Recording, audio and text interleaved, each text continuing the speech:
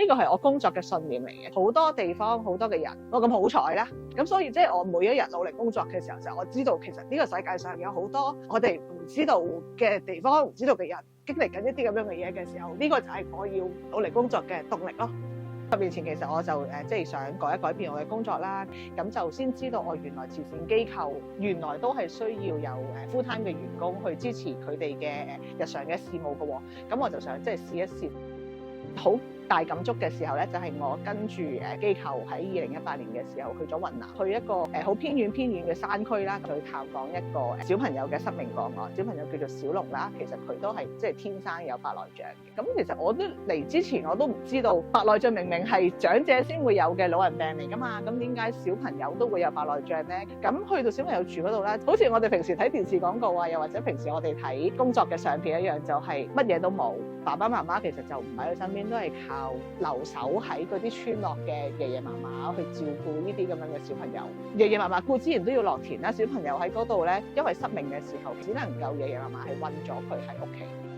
之後咧，亦都帶翻佢出翻去省嗰度，去咗我哋合作嘅醫院嗰度啦，幫佢做手術。咁成個過程咧，我哋就係見證住佢由白內障睇唔到嘢，到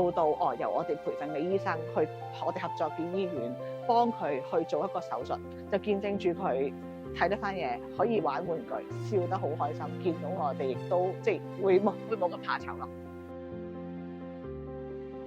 世界上咧真係好多人係生活緊係一個比較不幸啦，又或者比較冇咁多資源嘅地方。咁但係香港人相比起呢啲真係不幸嘅人，佢哋嘅生活嘅質素啊，各樣嘢其實已經係幸運好多㗎啦。我哋有咁樣嘅能力，我哋可唔可以用即係少少嘅活出我哋1/10嘅能力去幫一幫，又或者哪怕唔係1/10，甚至係100%，每個月去幫一幫不論係邊個慈善機構都好，做一啲嘅慈善嘅工作，去等佢哋服務到有需要嘅人咯。不論係董事會嘅成員啦，我哋義務嘅advisory committee 啦，甚或係義工啦、捐款者啦，其實我都好想同你哋講多謝。咁更加多謝嘅當然係真係每個月都支持活動行動嘅捐款者，即係因為有